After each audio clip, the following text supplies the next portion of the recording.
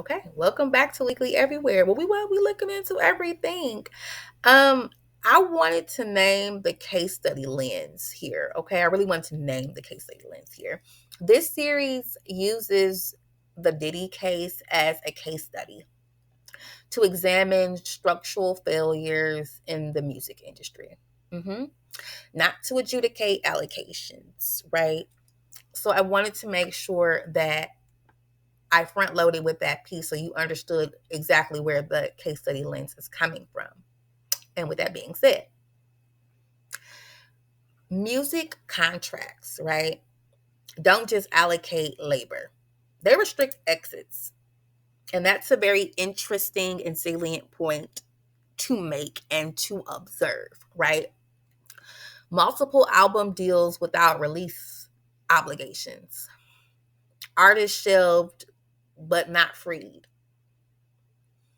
exclusivity without production, careers paused indefinitely, right? Control doesn't require physical restraints. It does not require physical restraints. Economic and contractual restraints function the same exact way, right? They function the same exact way.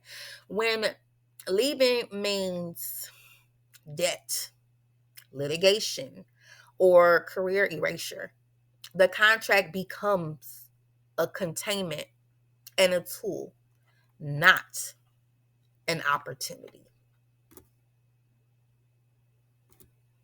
Okay? So that is a receipt. Okay? That is a receipt. And a very scrumptious one at that.